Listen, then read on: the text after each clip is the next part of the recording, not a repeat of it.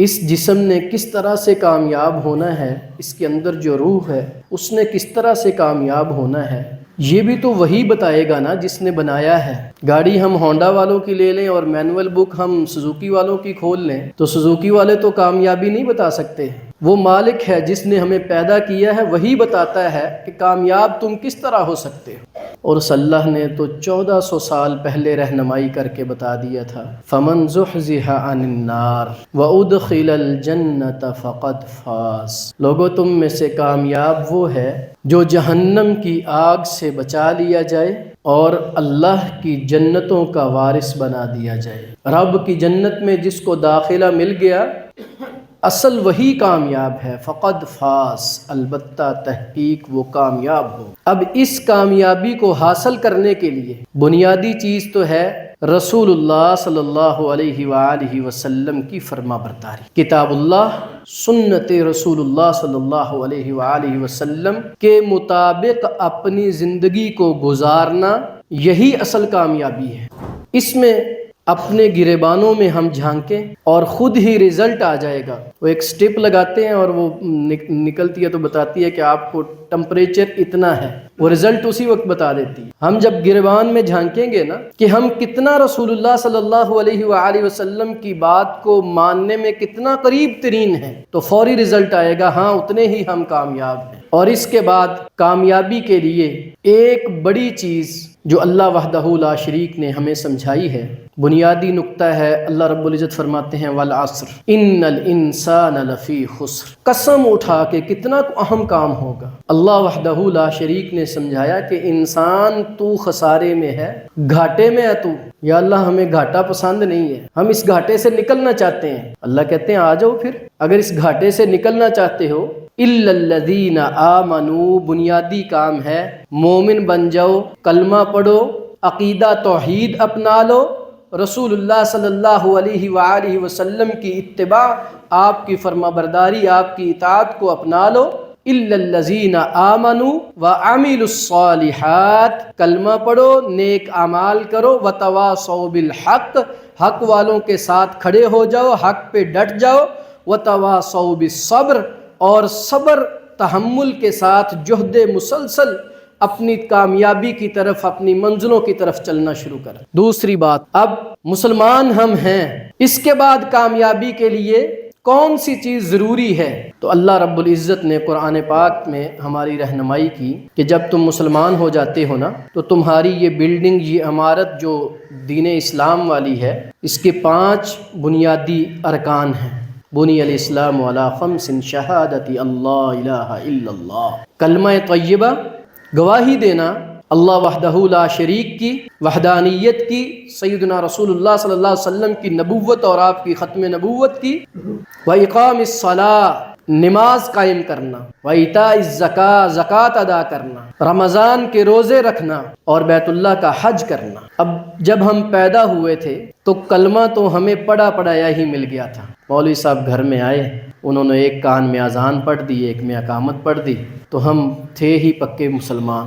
ورنہ اگر ہمیں اسلام قبول کرنا پڑتا، غیر مسلم سے مسلم ہونا پڑتا، پھر یاد آتی بلال رضی اللہ عنہ کی کہ کس طرح سے امیہ کوئلوں کے اوپر لٹا دیتا ہے اور ڈیمانڈ کیا کرتا ہے کہ اپنے رب کو چھوڑ، جس رب کو تو کہتا ہے اللہ احد، اور ادھر بلال کا ایک ہی کلمہ ہے اللہ احد اللہ الصمد لم یلد ولم یولد ولم یکن لہ کفوا احد۔ مجھے سمجھ آ گئی ہے کہ میری کامیابی کس میں ہے، تو جتنا مرضی مجھے آگ پہ لٹا لے، جو مرضی کر لے، مجھے کامیابی سمجھ آ گئی ہے، میں کامیاب ہو چکا ہوں، میں اپنے رب کو پہچان چکا ہوں۔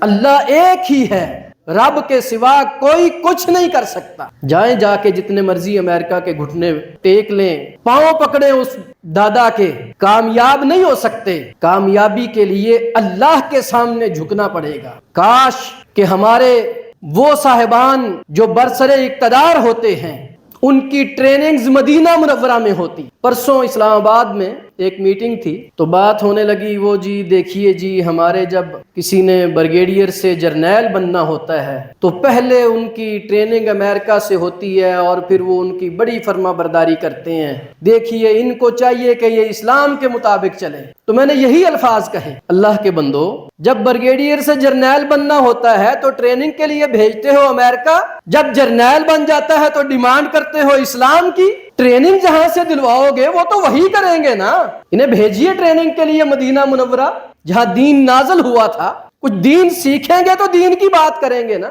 अल्लाह ने जो कामयाबी रखी है वो सिर्फ और सिर्फ अल्लाह के दीन में है, और अल्लाह के दीन में से कलमा हमें पढ़ा पढ़ाया मिल गया, रोजा साल के बाद 1 महीने के लिए, वो भी अगर कोई बीमार हो गया तो उसे फिदिया दे दो, किसी और को रखवा दो। मुसलमानों के पास हीले बहाने तो पहले ही बहुत होते हैं। ज़कात है, साल के बाद अगर साहिब निसाब है तो ज़कात भी उस पे फर्ज हो गई, वरना उससे भी छुट्टी।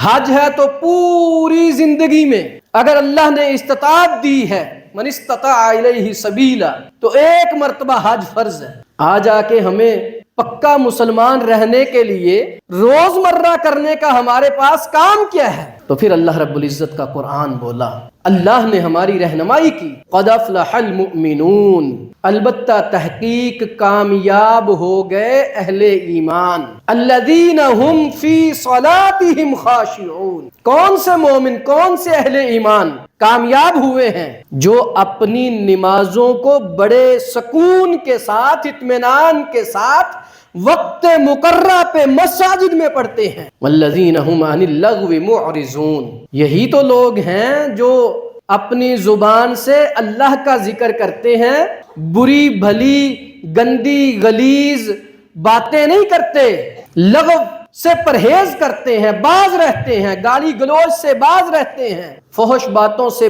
ये परहेज करते हैं। हाँ, यही कामयाब लोग ही तो हैं। वल्लज़ीना हुम लिज़्ज़काति फ़ाइलून, जो ही वक्त मुकर्रा आ जाता है मिन व अन निसाब के बराबर ज़कात अदा करते हैं या कुछ उससे ज्यादा भी दे देते हैं, अगरचे मगरचे चूंके चुनाचे हीले नहीं करते। ये कामयाबी नहीं है।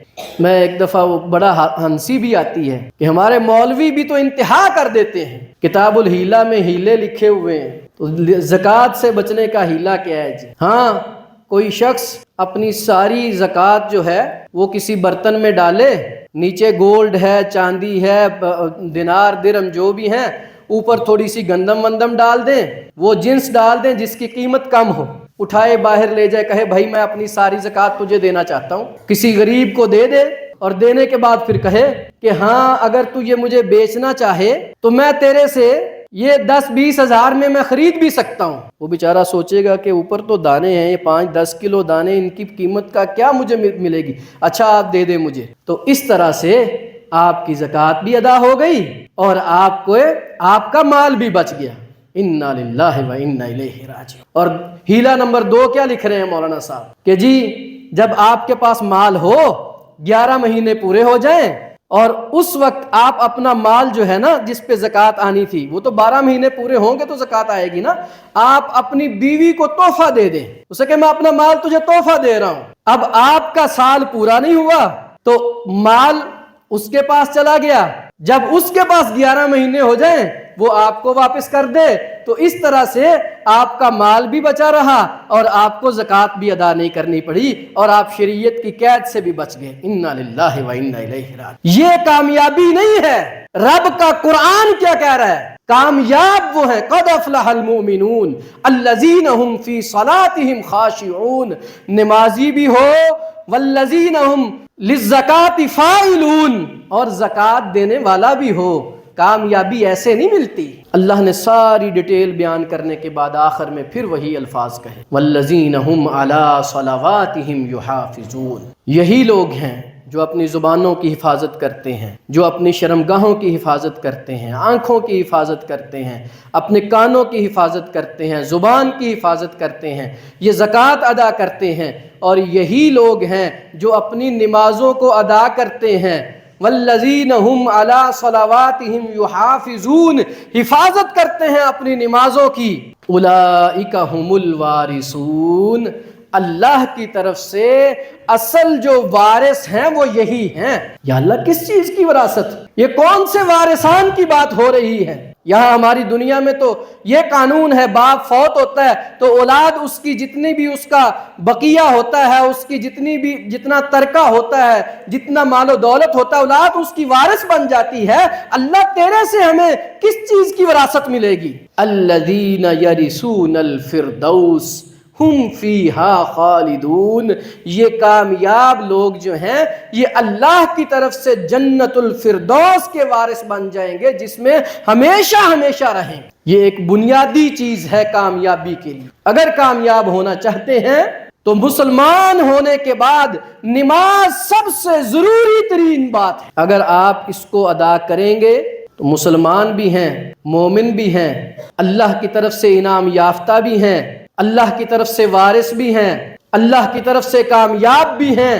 اور اگر ہیلے بہانے کرتے رہیں گے، آؤ بھائی نماز پڑھیں یار، اذان ہو گئی ہے، حاجی صاحب آؤ نماز پڑھیں، آج وہ میرے کپڑے ٹھیک نہیں تھے، میں کپڑے چینج نہیں کر سکا، میں چینج کر کے آ جاؤں گا۔ انا للہ و انا الیہ راجعون۔ یاد رکھیے گا، کائنات میں اگر کوئی شخص کامیاب ہونا چاہتا ہے تو نماز بنیادی میجر سبجیکٹ ہے۔ میری بات کو توجہ سے سنیے گا، آپ پڑھے لکھے لوگ ہیں، اس لیے میں ان الفاظ سے سمجھانا چاہتا ہوں اگر سمجھا پاؤں۔ نماز ایک میجر سبجیکٹ ہے۔ ادھر سے آنکھ بند ہوئی اور موت کا کوئی پتہ نہیں ہے، یہ آپ کے سامنے ابھی کل کی ہی تو بات ہے، ہمارے بھائی محترم ندیم صاحب جو اذان فجر کے مؤذن ہیں، ان کی والدہ محترمہ اس دنیا سے چلی گئی، اللہ تعالیٰ ان کو جنت الفردوس میں اعلیٰ مقام عطا فرمائے۔ ایک مثال بڑھاپے کی اور ایک ابھی میں چھانگا مانگا سے صبح 10 بجے جنازہ پڑھ کے آ رہا ہوں، وہ بیٹا وہ بچہ جس بیچارے کی عمر ابھی 11 سال تھی،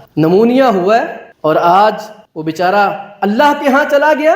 اس کی کوئی لمٹ نہیں ہے کہ ہم انتظار کرتے رہیں کہ ابھی مولانا بال سفید ہوں گے تو پھر اس کے بعد پڑھ لیں گے۔ موت برحق ہے، اور فوت ہو جانے کے بعد کل جب روز محشر حساب شروع ہوگا تو میں نے لفظ جو بولا ہے کہ نماز میجر سبجیکٹ ہے، یہ اس لیے بولا ہے کہ اللہ کے نبی صلی اللہ علیہ وآلہ وسلم نے فرمایا کہ اس دن جب حساب شروع ہوگا تو سب سے پہلا پیپر جو آئے گا، اول ما یحاسب بہ العبد الصلاۃ، سب سے پہلا پیپر اس روز بھی نماز کا آئے گا۔ یا میں کہتا ہوں کہ قیامت تو اس دن ہی آ جاتی ہے جس دن بندہ مر جاتا ہے۔ حدیث میں کیا وہ الفاظ موجود نہیں ہیں؟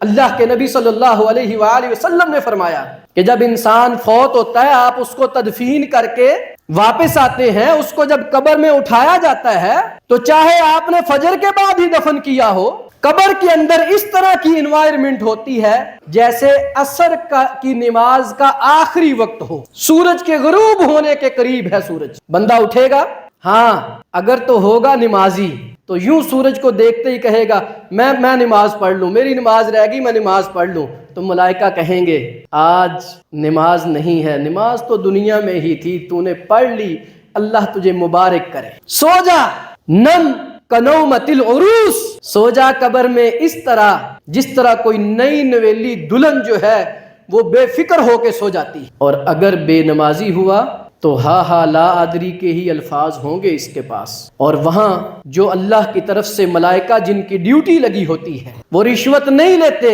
وہاں رشوت کا کنسپٹ ہی کوئی نہیں کہ رشوت دے کے بچ جائے گا بندہ، وہاں تو ایک ہی بات ہے، قوا انفسکم واہلیکم نارا، بچا لو خود کو اور اپنے اہل و عیال کو جہنم کی آگ سے، وقودھا الناس والحجارہ، جس کا ایندھن انسان اور پتھر ہوں گے، علیہا ملائکۃ غلاظ شداد لا یعصون اللہ ما امرہم ویفعلون ما یؤمرون، وہ تو ملائکہ بھی ایسے ہوں گے جن کو ترس بھی نہیں آئے گا تمہارے اوپر، پابند ہوں گے رب کے حکم کے۔ مجھے بڑی اچھی طرح یاد ہے، ایک کیس میں کورٹ میں کھڑا تھا تو وکیل صاحب نے بڑے دلائل دیے، ایٹ لیسٹ آخر میں جج صاحب نے کہا کہ وکیل صاحب آپ کے دلائل تو ٹھیک ہیں، یہ میں نے سن لیے ہیں، لیکن ہم قانون کے پابند ہیں، جو قانون میں لکھا ہوا ہے ہم تو اس کے مطابق کریں گے۔ رب بھی یہی کہتا ہے وَيَفْعَلُونَ مَا يُؤْمَرُونَ، وہ فرشتے بھی وہی کریں گے جو رب ان کو حکم دے گا۔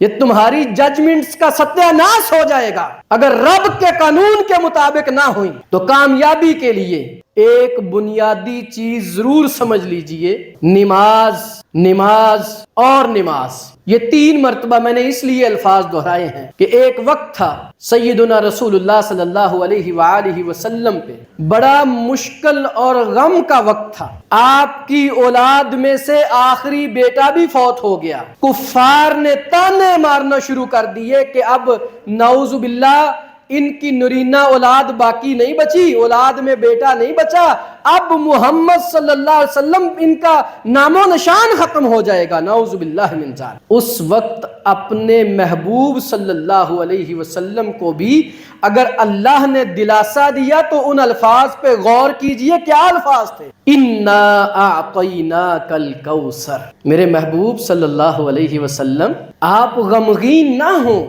ان شریکوں کی بات پہ کان مت دھریں، ان بے ایمانوں کا کوئی فیوچر نہیں، آپ کا تو فیوچر ہے، ہم نے آپ کو حوض کوثر عطا کیا ہوا ہے، آپ کو خیر کثیر سے نوازا ہے، ہاں جو آپ کے کرنے کا کام ہے میرے محبوب آپ وہ کیجئے۔ یا اللہ بتائیے میرا کرنے کا کام کیا ہے؟ فَصَلِّ لِرَبِّكَ وَانْحَرْ، میرے محبوب آپ نماز ادا کریے اپنے رب کے لیے اور قربانی کیجئے۔ حضور آج بھی میں کہنا چاہتا ہوں، مجھے دکھ ہوتا ہے جب میں اوورآل بڑے حالات دیکھتا ہوں، ملک جس جگہ پہ اس وقت پہنچ چکا ہے اور ذمہ داران کو پتہ ہی نہیں ہے، اپنے ششکوں میں ہیں، پروٹوکولز آج بھی اسی طرح ہیں۔ یہ سارے میرے رونے کس لیے ہیں کہ میرے دل کے اندر اپنی اس دھرتی ماں کی محبت ہے، اس لیے میں روتا ہوں کہ آج بھی وقت ہے آقا کریم صلی اللہ علیہ وسلم کے لیے آئی ہوئی اس رہنمائی سے جرنیل صاحب مدد لیجئے، وزیر اعظم صاحب پڑھیے قرآن کی اس سورت کو، فَصَلِّ لِرَبِّكَ وَانْحَرْ، میرے محبوب آپ کے دشمن بہت ہوں گے لیکن آپ کا کام یہی ہے، آپ نماز پڑھو اور قربانی کرو۔ یا اللہ اس سے پھر کیا ہوگا؟ اِنَّ شَانِئَكَ هُوَ الْأَبْتَرُ، ملک میں جتنے بھی اندرونی بیرونی خطرات ہیں ان سے تم پاک ہو جاؤ گے، بچ جاؤ گے، تمہارا دشمن ہی بے نام و نشان ہو جائے گا۔ ہے کوئی ایسا حکمران جو آج اس قرآن کی صدا کو سنے اور تہجد میں اٹھے اس ملک کی خاطر، اس عوام کی خاطر؟ اللہ کی قسم میں بار بار کہتا ہوں، کہیں زاہد صاحب غصہ نہ کر جائیں، امریکہ سے کچھ نہیں ملنا، ہمارے صاحب گئے ہوئے ہیں وہاں، بڑے صاحب جو ہیں، کچھ نہیں مل سکتا، وہ فائدہ کر ہی نہیں سکتا۔ اور یاد رکھیے گا انشاءاللہ وہ وقت دور نہیں ہے کہ امریکہ کے بھی ٹکڑے ٹکڑے ہونے والے ہیں۔ ابھی وہاں بنی اسرائیل فلسطین میں آج 2 مہینوں سے زیادہ وقت گزر چکا ہے، وہ مٹھی بھر مجاہدین حزب اللہ کے، حماس کے، چند ہزاروں کی تعداد معصوم خواتین اور بچوں کی، اور دوسری طرف وہ یہود کا بچہ جو اپنے آپ کو سمجھتا ہے کہ میں دنیا پہ حکومت کر رہا ہوں، میں سپر طاقت ہوں۔ الحمدللہ اللہ کے فضل سے کامیابی کا منہ بولتا ثبوت ہے کہ غزہ کی 1 انچ زمین پہ بھی زمینی قبضہ نہیں کر سکا اور تا قیامت کر بھی نہیں سکے گا انشاءاللہ تعالی۔